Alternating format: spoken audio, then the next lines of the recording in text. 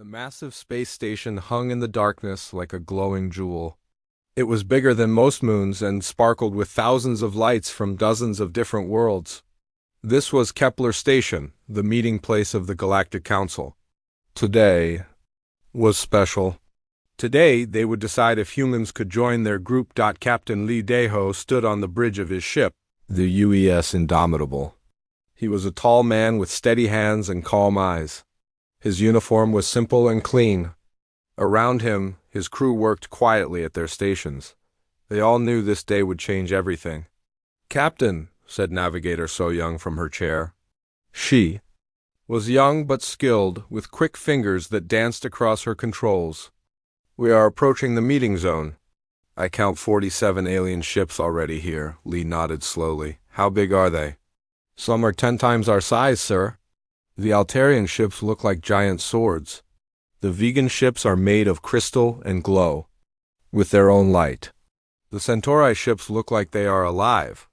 Chief Engineer Park Minho turned from his station. He was older than the others, with gray hair and wise eyes. "Our ship looks very small next to theirs, Captain." "Are you sure about this?" "We follow our orders," Lee said. "Earth sent us here for a reason." Tactical Officer Kim Ji-woo looked up from her weapons display. She was sharp and focused, always ready for trouble. "Captain, I am reading energy signatures from those ships.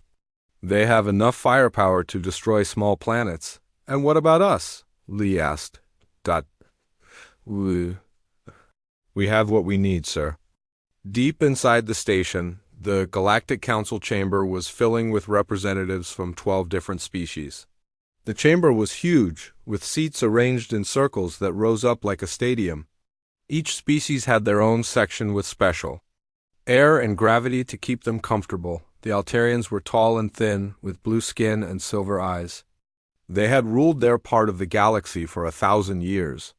The vegans looked like living crystals that changed colors when they spoke. The Centauri were covered in fur and had 6 arms each.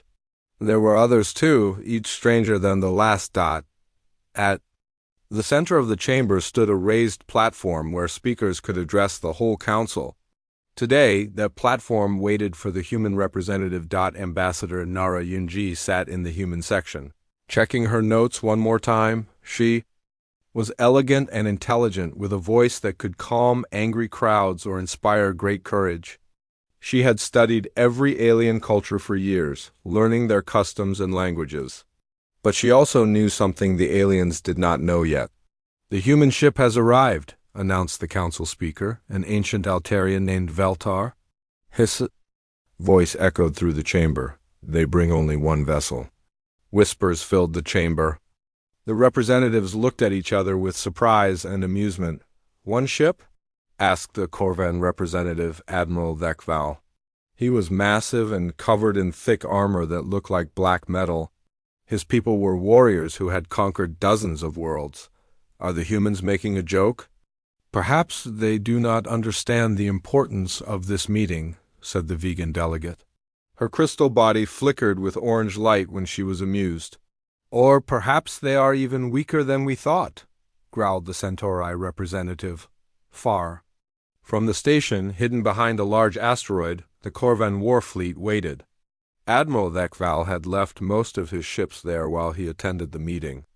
The fleet was huge, with over 200 warships of different sizes. Their weapons were charged and ready. The Corvan plan was simple. Let the humans join the council, then surprise them with demands they could not refuse.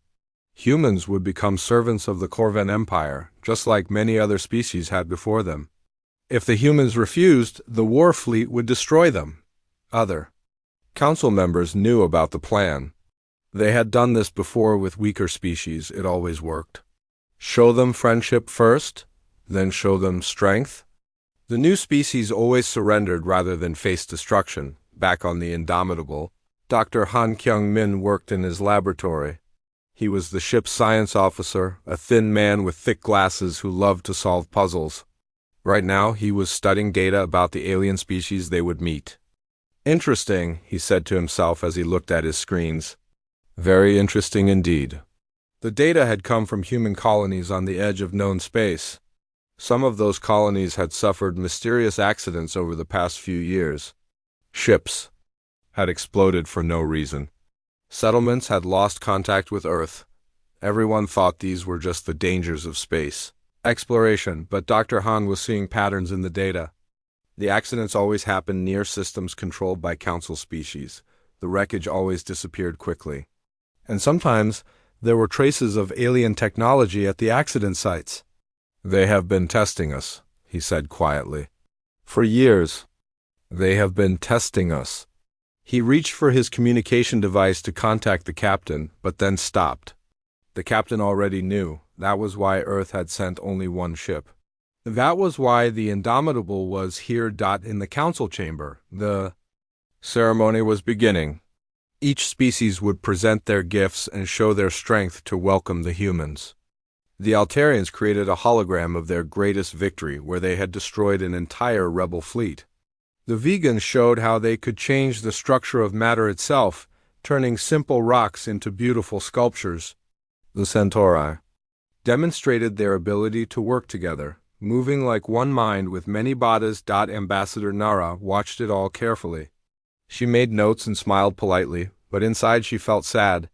These species could have been friends. They could have worked together to make the galaxy better. Instead, they chose to be predators. When it was her turn to speak, Nara walked to the platform. The chamber became quiet. Hundreds of alien eyes watched her. "Honored representatives," she began, her voice carrying clearly through the chamber. "Humanity comes before you today with open hearts and minds. We have traveled far to be here. We bring gifts of our own." She activated a holographic display that showed Earth, the blue and green planet turned slowly, beautiful and peaceful. "We bring the gift of music," Nara said. Suddenly, the chamber filled with the sound of a human symphony. Even the aliens seemed moved by the beauty of it. "We bring the gift of healing," she continued. The display showed human doctors working to save lives, human scientists finding cures for diseases. "And we bring the gift of hope," she finished. "The hope that all species can work together to make the galaxy a better place." The chamber was silent for a moment. Then slowly some of the representatives began to clap. But others looked bored or annoyed. They had not come here for music and hope. They had come here for conquest. Admiral Val stood up in his section. "Very pretty, human. But the galaxy is not a place for hope and music. It is a place for strength. Tell me, why did your people send only one ship to this important meeting? Do you not take us seriously?" Ambassador Nara looked directly at him. Her voice remained calm and steady. "We sent one ship, Admiral, because one ship is all we need." The chamber erupted in laughter and angry mutters. The aliens could not believe such arrogance from such a small, weak species, but on the bridge of the Indomitable, Captain Lideho was not laughing. He was watching the screens carefully as more and more alien ships moved into position around them. "Captain," said Navigator So Young, "I am detecting movement from the Corvan ships behind the asteroid field. They are surrounding us." "How many?" Lee asked. "Over 200, sir." "They will be in attack position in 10 minutes. Tactical Officer Kim Ji-woo checked her weapons one more time. "Captain, should I prepare our defenses?" Lee looked out at the stars. Somewhere out there, Earth waited for news of this meeting. Somewhere out there, human colonies continued their peaceful lives, not knowing that today would decide their fate. "Yes," he said quietly, "prepare everything. It looks like diplomacy is about to end." The trap was closing around them, just as Earth had predicted it would, but the aliens had made one mistake. They thought humans were weak because humans chose peace. Today, they would learn the difference. The grand ceremonies continued in the council chamber. Each alien species wanted to show how powerful they were. The displays grew more impressive and more frightening as the hours passed. The Altarian, Admiral Velkar, stepped forward to present his species demonstration. The chamber darkened as massive holograms filled the space above them. They showed the destruction of an entire solar system. Planets cracked like eggs. Billions of lives ended in moments. "This is the Altarian way," Velkar announced proudly. "We bring order to chaos." We have done this to 47 systems that refuse to accept our rule. The other aliens nodded with approval. Some even clapped their various appendages together in appreciation. Ambassador Nara watched from her seat.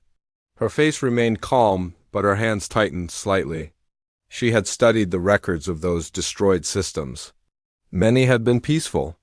Worlds with families and children. All they had wanted was to live free. Next came the vegan demonstration. The crystal beings floated above their section and began to glow with intense light. The air itself began to change around them. Solid metal walls became liquid. The liquid became gas. The gas became something else entirely. We reshape reality itself, declared the vegan speaker, her voice like singing crystals. Matter obeys our will. We can turn your strongest fortresses into dust with a thought. We can make your weapons disappear before you can fire them. More applause filled the chamber. The aliens were impressed by such power. The Centauri were next. All 6 of their arms moved at the same time as they connected their minds together. Suddenly, they began to move as one perfect organism. They built complex structures in seconds, their movements so coordinated that they seemed to share one brain across many bodies. We are unity, they said, all speaking the same words at the same moment. Individual thought leads to chaos. We have absorbed 17 species into our collective. They are happier now. They no longer struggle with the burden of personal choice. Ambassador Nara shivered at those words. She had read reports about the absorbed species. They were still alive, but no longer themselves. They had become parts of a machine made of living creatures on the bridge of the Indomitable. Captain Lee watched everything through a live feed from the station. His crew was silent as they witnessed the alien demonstrations.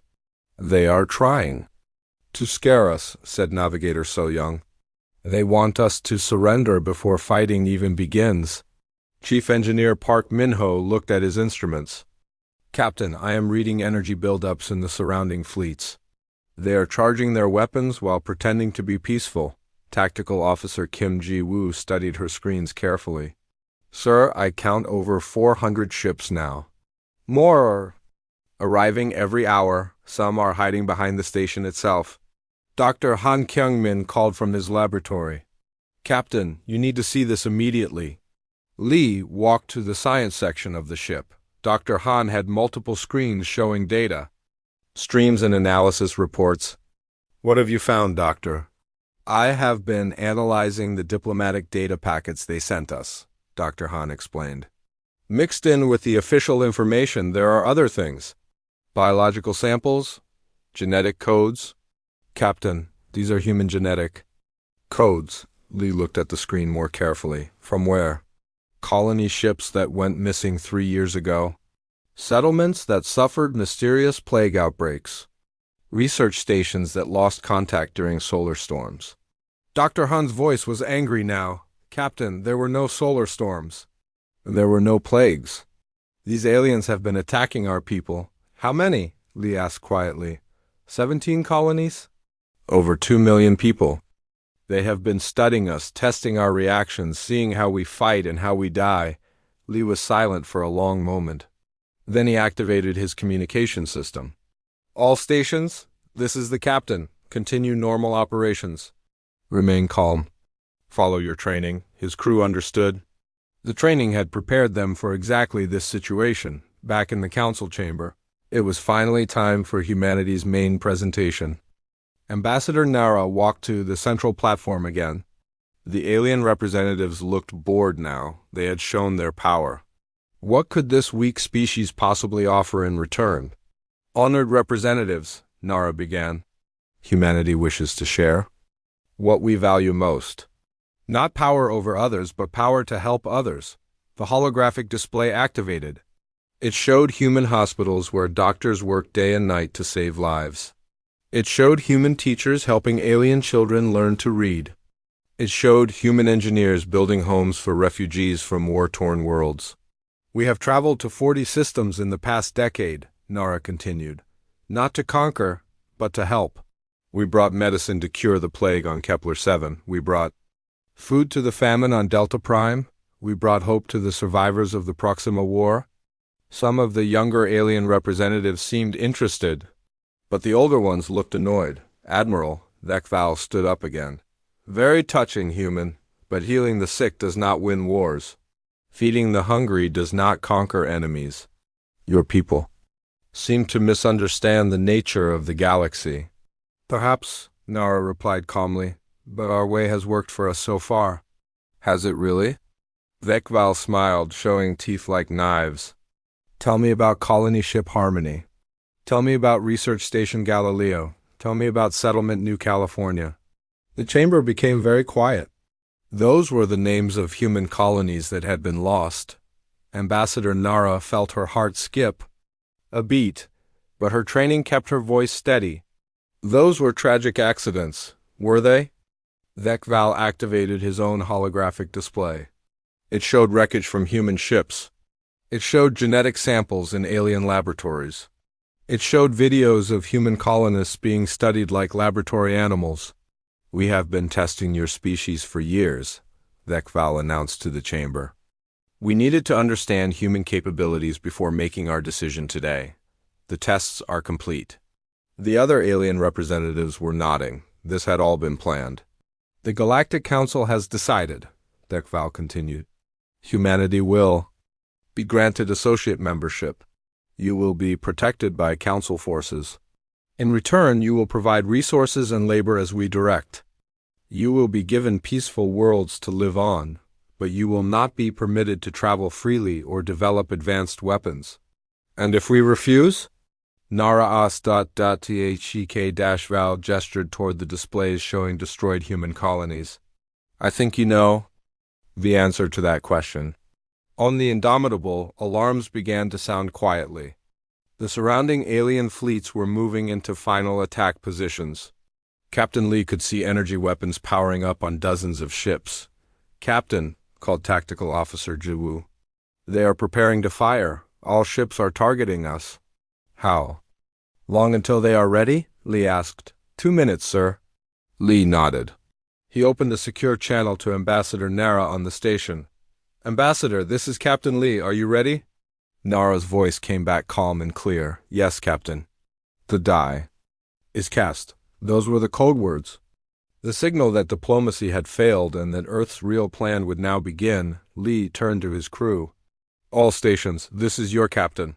For 3 years we have watched our people die while pretending we did not know who was killing them. For 3 years we have prepared for this moment. Today the galaxy will learn why Earth sent only one ship. He paused, looking at each of his crew members. These were good people who had volunteered for a mission they might not survive. They deserve to know the truth. We are not here to join the Galactic Council, Lee continued. We are here to teach them a lesson. We are here to show them that humanity chooses peace, but we are not weak. And we are definitely not victims. Navigator So Young turned from her station. Captain, should I take us to full combat readiness? Yes, Lee replied. All systems online. Let them see what human engineering can really do. The Indomitable began to change. Panels slid back to reveal weapon systems that had been hidden. The ship's hull reconfigured itself. Energy readings spiked far beyond what should have been possible for a ship that size. On his screen, Captain Lee could see Admiral Thekval still speaking to the council chamber, explaining how humanity would serve as slaves to alien masters. That speech was about to be interrupted. The moment had arrived. Admiral Thekval stood in the council chamber, confident in his victory. Around him, representatives from 12 species waited to hear humanity's surrender. They had done this many times before with other weak species. Well, human? Thekval asked Ambassador Nara. What is your answer? Will you accept our generous offer of protection? Ambassador Nara looked around the chamber. She saw the smug faces of beings who thought they had won without firing a shot. She saw the holographic displays still showing the wreckage of human colonies. She saw the evidence of 2 million murdered humans being treated like a joke. Admiral Thekval, she said in a clear, calm voice, I have an answer for you and the entire Galactic Council. She reached into her diplomatic pouch and pulled out a small device. It looked harmless, like a simple communication tool. But when she activated it, the device sent a coded signal that traveled faster than light itself. "The die is cast," she said simply. Those 3 words reached the bridge of the Indomitable in seconds. Captain Lee Dae-ho received the message and felt a weight settle on his shoulders. Everything they had trained for was about to begin. "All stations," he announced to his crew. "You heard the ambassador. Execute Order 7. Order 7 was the plan they had rehearsed 100 times but hoped they would never need. It was Earth's answer to alien treachery. Chief Engineer Park Min-ho's fingers flew over his controls. "Captain, all systems are online. The masquerade protocols are disengaging." The Indomitable began to change. What had looked like a simple exploration vessel was revealing its true nature. Hull panels slid away to expose weapon arrays that gleamed with their own inner light. The ship's engines shifted into a configuration that should have been impossible. Navigator So Young watched her instruments with amazement. "Captain, our power output is increasing by 300%. The ship is running smoother than ever." "How is that possible?" asked Dr. Han from his station. Park Min-ho smiled grimly. "Because this ship was never really an exploration vessel. It was built in the secret shipyards of Luna Base. Every system was designed for one purpose only. Around them, the alien fleets were finally moving into attack formation. Over 400 warships surrounded the small human vessel, their weapons charged with enough energy to destroy entire moons. Tactical Officer Kim Ji-woo studied her targeting displays.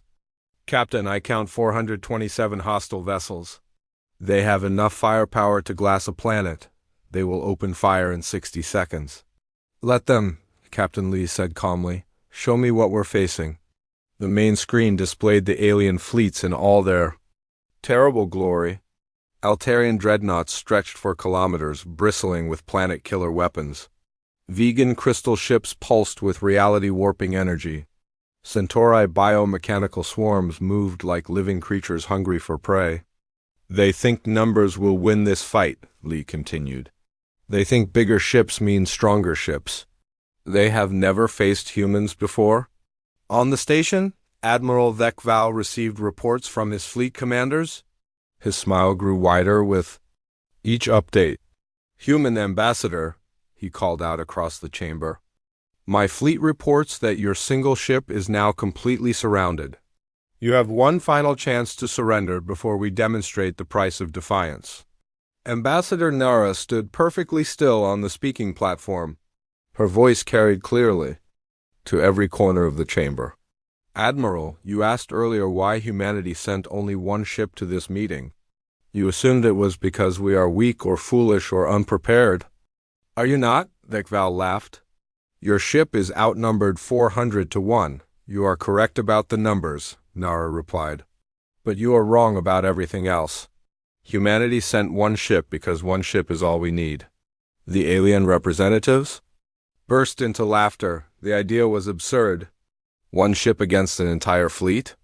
Impossible, but their laughter died as new readings began coming in from their sensors on the bridge of the Indomitable.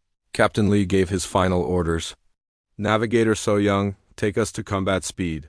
Show them what human engineering can do." "Yes, sir," So Young replied. Her hands moved across controls that had been hidden until now. The ship's movement changed completely. Instead of the slow, steady flight of an exploration vessel, the Indomitable began to move like a hunting animal. Tactical Officer Ji-woo, prepare all weapon systems. Target selection is your choice. Ji-woo's eyes lit up. "With pleasure, Captain." "All systems are green. We have full power to all weapon arrays." "Chief Engineer Park, give me everything the ship has." Park's voice was filled with pride. "Captain, the ship is performing beyond design specifications. All systems are operating at 110% efficiency. The alien fleets opened fire first. Hundreds of energy beams and projectile weapons converged on the small human ship.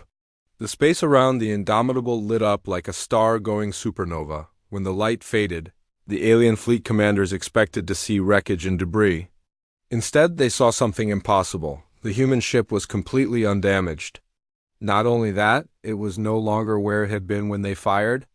It had moved impossibly fast, dodging attacks that should have been unavoidable. "How?" whispered the Altarian fleet commander. His answer came in the form of the human ship's response. The Indomitable opened fire, and the galaxy witnessed something it had never seen before. The ship's weapons didn't just fire energy beams or projectiles. They fired something that existed in multiple dimensions at once. The attacks struck their targets before the weapons had even finished firing. 3 Corvin heavy cruisers simply stopped working. Their engines shut down. Their weapons powered off. Their life support systems continued to function, but everything else went dead. "Impossible," Vekval said from the station. "Our ships have shields that can stop anything." Ambassador Nara smiled for the first time that day. "Admiral, your shields are designed to stop conventional weapons. Our weapons are not conventional." The Indomitable continued its attack, but it was not trying to destroy the alien ships. Instead, it was disabling them with surgical precision. Each shot was perfectly calculated to knock out specific systems while leaving the crews alive. Navigator So Young executed maneuvers that defied physics. The ship spun and twisted through space, avoiding enemy fire with movements that seemed to predict where the attacks would be before they were even fired. "How are we doing this?" Dr. Han asked in amazement. Chief Engineer Park answered while managing a dozen different systems. "Quantum prediction engines? We calculate probability paths and choose the ones where enemy weapons miss us. As for our weapons, they exist in several dimensions simultaneously. Enemy shields only protect against 3-dimensional attacks." The alien fleets were in chaos. Ships that had been confident in their power were being disabled by weapons they couldn't understand. Crews that had terrorized dozens of worlds were helpless against technology that seemed like magic. Admiral Vekval watched his mighty fleet being taken apart piece by piece. His own flagship was struck by something that passed through its shields, like they weren't even there. Suddenly his weapons were offline and his engines were dead. "This is impossible," he roared. "One ship cannot defeat an entire fleet." Captain Lee's voice came through the communication system, calm and controlled. "Admiral Vekval, this is Captain Lee Daeho of the United Earthship Indomitable. You are correct that one ship should not be able to defeat a fleet. But you made several mistakes in your calculations." "What mistakes?" Vekval demanded. "First, you assume that humanity is weak because we choose peace. Second, you assume that our technology follows the same rules as yours. Third, you assume that we came here unprepared." The Indomitable continued its dance through space, disabling ship after ship with impossible precision. "You have been testing U.S. for 3 years, Captain Lee continued. "Every attack on our colonies taught us about your weapons and tactics. Every murdered human gave us more reason to prepare for this day. But how?" An Altarian commander asked over the open channel. "How can your technology be so advanced?" Dr. Han's voice joined the conversation. "Because while you were building bigger guns, we were learning to rewrite the laws of physics. While you were conquering weaker species, we were developing technology. That makes conquest irrelevant." The battle continued for another hour, but it was not really a battle. It was a demonstration. The human ship moved through the alien fleet like a teacher correcting the mistakes of students. Each disabled ship was a lesson about the price of underestimating humanity. When it was over, 427 alien warships floated helplessly in space. Their crews were alive, but their ships were powerless. And in the middle of them all, one small human vessel waited calmly for what would happen next. On the station, the council chamber was completely silent. The alien representatives stared at their displays in shock and disbelief. Ambassador Nara walked back to the speaking platform. Her voice filled the chamber. "Honored representatives, humanity's demonstration is complete. We came here hoping for peace and friendship. Instead, you showed us murder and slavery. Now you know the truth about us." She paused, letting her words sink in. "We are not the weak species you thought we were. We are not victims waiting to be conquered. We are humanity, and we choose our own destiny." The silence in the council chamber stretched on as alien representatives tried to understand what they had witnessed.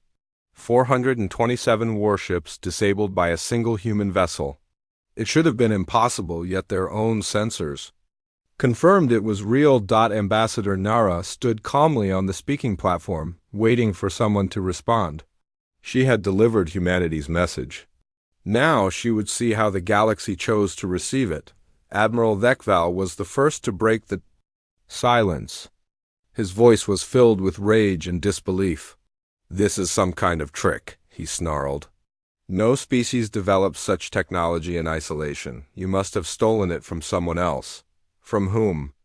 Nara asked simply. "You have been watching us for decades. You destroyed our colonies to test us. If we had stolen advanced technology, would you not have seen evidence of it?" The vegan representative flickered between colors as she processed this information. "The energy signatures from their weapons are unlike anything in our databases. This technology appears to be completely original." On the bridge of the Indomitable, Captain Lee monitored the communications between the station and the disabled fleet. Many of the alien ships were trying to restart their systems. None of them were succeeding. "Captain," said Chief Engineer Park Min-ho, "several enemy vessels are attempting to restore power to their weapons. Should I extend the disruption field?" "No need," Lee replied. "Let them try. They will learn that our technology is more thorough than they imagine." Dr. Han looked up from his science station. "Captain, I am receiving data transmissions from the disabled ships. They are trying to analyze what we did to them." "And what are they finding?" "Nothing useful. Our quantum disruptors don't leave conventional energy signatures to their instruments. Their ships simply stopped working for no apparent reason." Navigator So Young turned from her controls. "Sir, I am detecting movement in the outer system. More ships are arriving." "Reinforcements?" asked Tactical Officer Kim Ji-woo. "Unknown. They are not broadcasting identification codes." Captain Lee studied the new contacts on his displays. "How many ships?" "Approximately 150. They appear to be from multiple species." On the station, news of the additional ships reached the council chamber. Admiral Thekval's confidence began to return. "Ah," he said with satisfaction.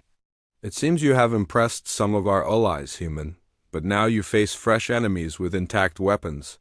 Your luck has run out." Ambassador Nara checked a small device on her wrist. The device was receiving signals from Earth through quantum entanglement, giving her real-time information about the arriving ships. "Admiral," she said calmly, "those are not your allies." "What do you mean?" "I mean they are. Ships from species that your council has conquered or enslaved over the past century. They have been waiting for someone to stand up to you. Today, they have chosen to stand with humanity." The chamber erupted in shocked voices as the alien representatives realized what this meant. The new arrivals were not reinforcements for the council fleets. They were rebels who had been inspired by humanity's demonstration of power. The lead rebel ship opened communication channels to both the station and the Indomitable. The voice that spoke belonged to Commander Zane of the Kepler Liberation Fleet. "Human vessel, this is Commander Zane. Our people have been slaves to the Council for 60 years. Today you have shown us that freedom is possible. We request permission to fight beside you." Captain Lee considered this carefully. Earth had not planned for other species to join the fight, but the opportunity was too valuable to waste. "Commander Zane, this is Captain Lee. You are welcome to assist us, but understand that we do not seek to conquer anyone. We fight only to defend ourselves and to free those who wish to be free. That is all we ask, Captain." Admiral Thekval watched in horror as his carefully planned trap became a disaster. Instead of one weak human ship to destroy, he now faced a growing rebellion that threatened everything the Council had built. "This is unacceptable," he declared. "We will not negotiate with terrorists and rebels. All Council forces will converge on this system immediately." "How?" asked the Centauri representative. "Our local fleet is disabled. Our nearest reinforcements are 3 days away. Then we use the station's weapons, Lekval replied. This station has enough firepower to destroy every ship in the system. Ambassador Nara had been expecting this. Admiral, are you truly willing to destroy Kepler Station? The station is neutral territory. It belongs to all Council species equally. If you use its weapons for war, you violate your own laws. Emergency powers override all other considerations, Lekval said. I am authorizing immediate activation of all station defense systems. Deep within Kepler Station, massive weapon arrays began to power up. The station had been built to defend against entire invasion fleets. Its weapons could crack planets and boil oceans. Against individual ships, even advanced ones, they should be unstoppable. On the Indomitable, alarms began to sound as the ship's sensors detected the charging weapons. Captain, called Jiwoo, the station is preparing to fire. Those, weapons are designed to destroy capital ships. Even our defenses may not be enough. What about the rebels? Lee asked. They have no defense against station-class weapons. They will be destroyed. Captain Lee made a decision that would change galactic history. Navigator So Young set course for the station. Maximum speed, sir? So Young was confused. You want us to fly directly at their biggest weapons? Yes, Chief Engineer Park, transfer all available power to the forward shields and quantum disruptors. Captain, Dr. Han interrupted, what are you planning? Lee looked at his crew, these brave people who had volunteered for a mission that might end in their deaths.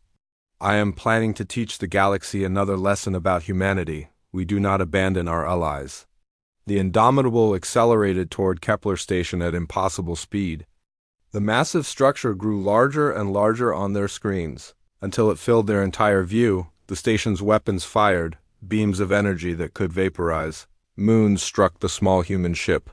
The space around the Indomitable became a storm of deadly radiation and plasma, but the ship did not stop.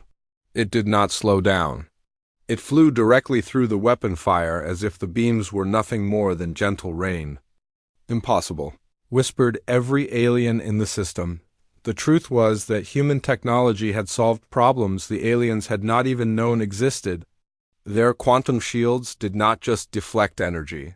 They existed in multiple dimensions simultaneously. Attacks that hit them in three-dimensional space missed them completely in the quantum realm. The Indomitable reached the station and did something unprecedented. Instead of attacking the structure, it extended its disruption field to cover the entire station. Suddenly, Kepler Station went dark. Its weapons powered down. Its life support continued to function, but every military system shut down completely. Captain Lee opened a communication channel that reached every ship and every being in the system. This is Captain Lee Daeho of the United Earthship Indomitable. I'm speaking to all species represented here today. For too long, the strong have preyed upon the weak. For too long, might has been the only right recognized in this galaxy. His voice was calm but carried the weight of absolute conviction. Today that changes. Humanity offers a different path. We offer partnership instead of domination. We offer cooperation instead of conquest. We offer hope instead of fear. Admiral Lekval's voice crackled over the communication system. You cannot change the galaxy with pretty speeches, human. When our reinforcements arrive, you will face the combined might of 6 council fleets. Even your advanced technology cannot defeat such numbers. You are probably correct, Admiral, Lee admitted. But you are assuming that we came here alone. What do you mean? Dr. Han smiled as he worked his controls. Captain, I am receiving confirmation signals from the outer system edge. They are right on schedule. What signals? Demanded THEK-Val. Captain Lee's voice filled with quiet pride. Admiral, you asked why humanity sent only one ship. The truth is, we didn't. New contacts began appearing on every sensor screen in the system. Ships were emerging from hyperspace at the system's edge, but these were not ordinary vessels. They were identical to the Indomitable. We sent 12 ships, Admiral. You are now facing the entire First Fleet of the United Earth Space Navy. The alien representatives in the council chamber stared at their displays in growing terror. 12. Ships with the same impossible technology that had just disabled over 400 vessels and an entire space station. But, Lekval stammered, our intelligence reports showed only one ship leaving Earth. Your intelligence was correct, Ambassador Nara said from the speaking platform. Only one ship left Earth. The other 11 were already waiting here. Cloaked and hidden, studying your forces and preparing for this moment. The new ships took positions around the system, forming a perfect defensive formation around the rebel vessels and the disabled. Council Fleet. Commander Zane's voice came over the communication system, filled with awe and hope. Captain Lee, with your permission, I would like to broadcast a message to every enslaved world in the galaxy. Permission granted, Commander. Zane's transmission went out on all frequencies, reaching billions of oppressed beings across hundreds of worlds. People of the galaxy, this is Commander Zane of the Kepler Liberation F. 3 days had passed since the battle at Kepler Station. The galaxy was in chaos. News of humanity's demonstration had spread to every civilized world. Some species celebrated the fall of council tyranny. Others prepared for war. Many simply waited to see what would happen next. On Earth, President Kim Hae-won stood before the Global Assembly in Geneva.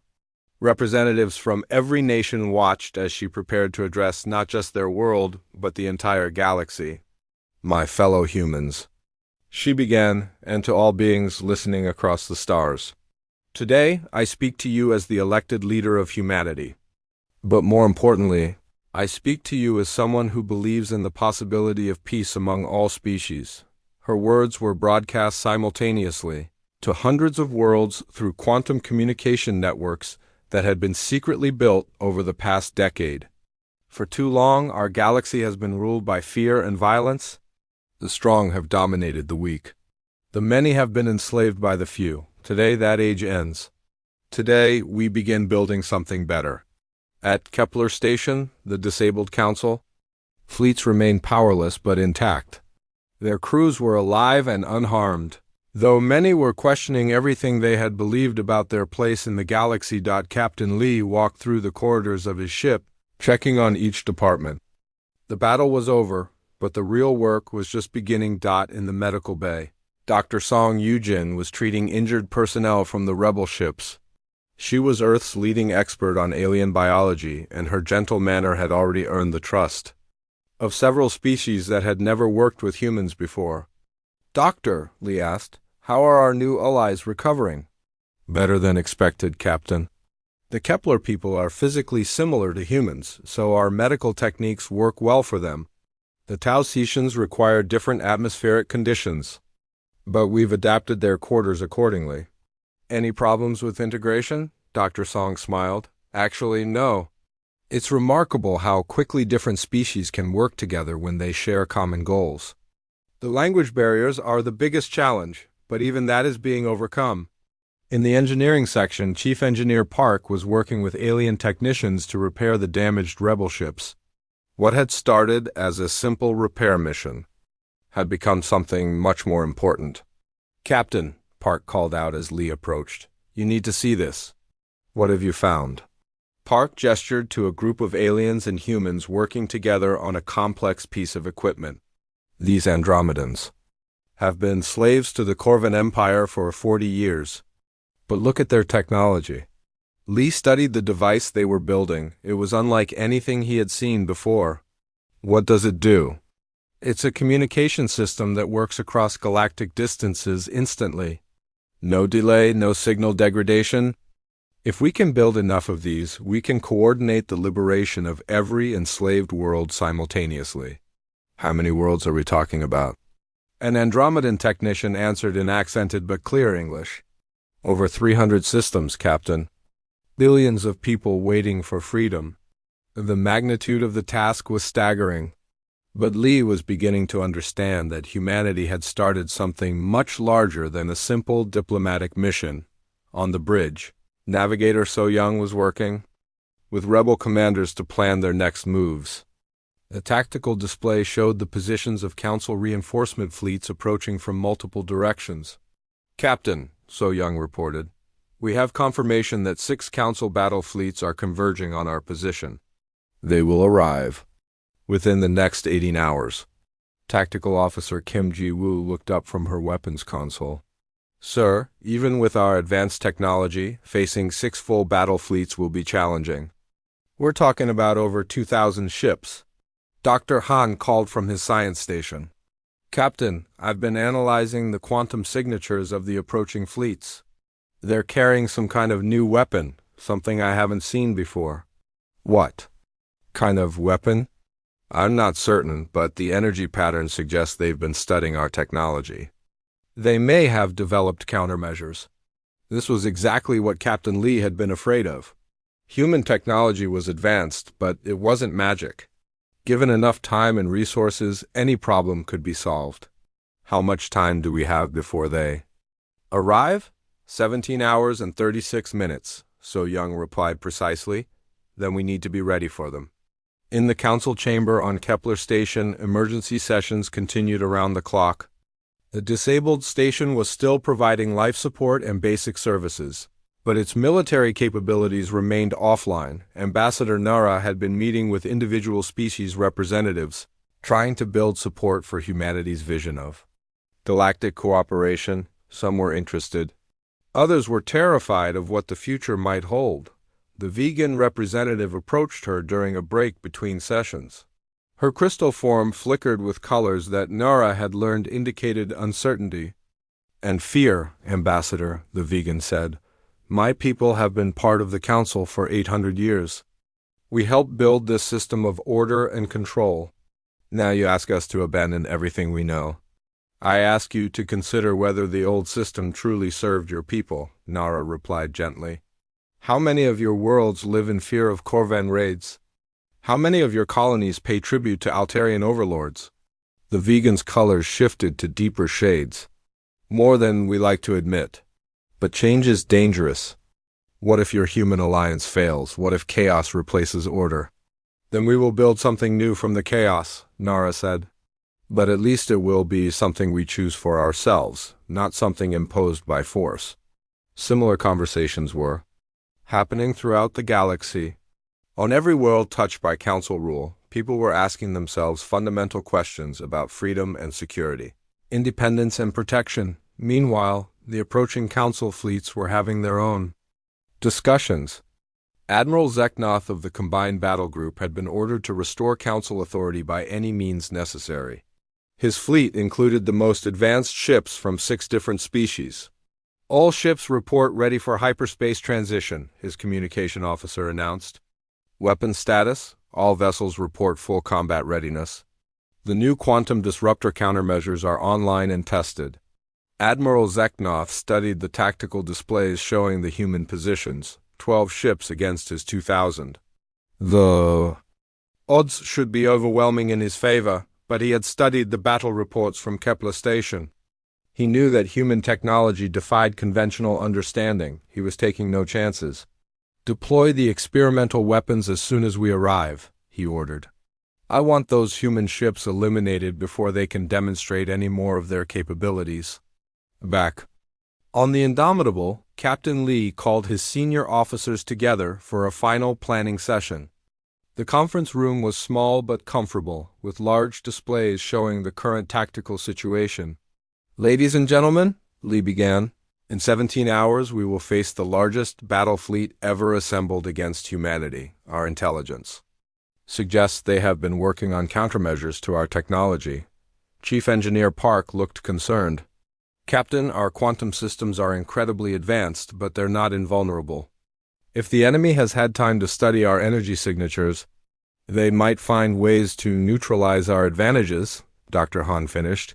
It's possible, Captain. Science is about finding solutions to problems. Given enough time, any technology can be countered. Navigator So Young raised her hand. Sir, what about the rebel fleets? They want to help, but their ships are no match for Council battle cruisers. That's exactly why we need to think differently, Lee replied. This battle isn't just about military victory.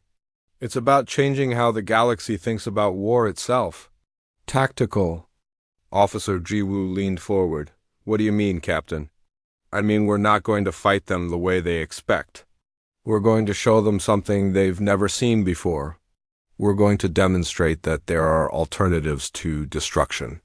Lee activated the main display, which showed a detailed plan that his crew had never seen before. For the past 3 years, while the Council was testing us, we were preparing for this moment. Not just preparing to fight, but preparing to win without fighting. The plan was ambitious beyond anything they had imagined. Instead of engaging the Council fleets in direct combat, humanity would demonstrate technology that made warfare itself obsolete. Dr. Song joined the meeting via communication link from the medical bay. Captain, are you certain this will work? The psychological impact on the alien crews could be severe. Doctor, we've studied their psychology for decades. They respect strength above all else. If we show them strength combined with mercy, it will change how they see us forever. Chief Engineer Park was studying the technical requirements. Captain, this plan will require us to push our systems beyond design limits. There's a significant risk of catastrophic failure. What are the odds of success? Park considered carefully. 60-40 in our favor, assuming everything works perfectly, and if we fight them conventionally? Against 2,000 ships with countermeasures designed specifically for our technology, maybe 30-70 against us. The choice was clear, but it was also terrifying. They would bet everything on a plan that had never been tested in real combat conditions. All right, Captain Lee decided. We proceed with the plan. But I want everyone to understand what we're really doing here. We're not just fighting foe. The final hour had arrived. 6 massive Council battle fleets dropped out of hyperspace at the edge of the Kepler system. Over 2,000 warships arranged themselves in perfect formation, their weapons charged and ready for battle. Admiral Zeknoff stood on the bridge of his flagship, the Devastator, and studied the tactical displays. In the distance, 12 human ships waited calmly around Kepler Station.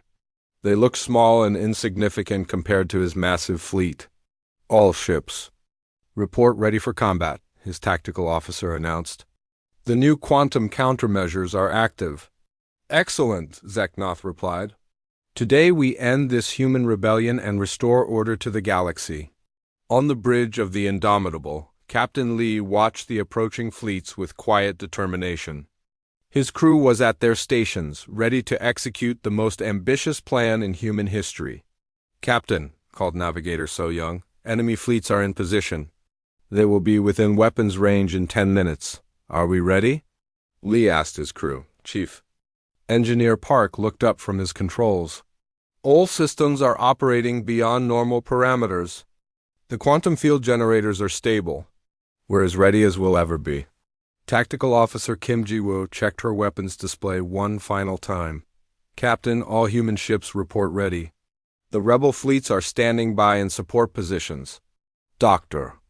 Han turned from his science station. Captain, I'm detecting new energy signatures from the enemy fleet. They definitely have countermeasures designed for our technology. Will they work? Lee asked. Unknown, sir. We're about to find out. Captain Lee opened a communication channel to all human ships. All vessels, this is Captain Lee. In a few minutes, we will face the largest battle fleet in galactic history. They come here to enslave us and everyone who stands with us. His voice was calm, but filled with absolute conviction. They expect us to fight them with weapons and violence. They expect us to meet their hatred with hatred of our own. Today, we will disappoint them. Today, we show the galaxy a better way. The enemy fleet began its advance. 2,000 ships moving in perfect coordination. Their weapons creating a light show that could be seen from distant star systems. Execute Operation New Dawn, Captain Lee ordered. What happened next had never been attempted before in the history of the galaxy. Instead of powering up their weapons, the 12 human ships began to glow with a soft, warm light. The light grew, brighter and brighter until it seemed like 12 new stars had been born in the darkness of space. The light was not just visible energy. It was something much more profound. It was a quantum field that touched the consciousness of every living Being within light years of Kepler Station on the Council ships, crew members suddenly stopped what they were doing. The hatred and aggression that had driven them to this battle began to fade. In its place came something unexpected, understanding. For the first time in their lives, the alien warriors could feel what their enemies felt. They experienced the fear of the enslaved populations. They shared the pain of families torn apart by conquest. They understood the hope of beings who just wanted to live free. Admiral Zeknoth felt it too. The absolute certainty of his cause wavered as he experienced memories that were not his own. He saw human colonies being destroyed by his own people. He felt the terror of families watching their children being taken for experiments. He experienced the grief of parents who would never see their loved ones again. What is happening?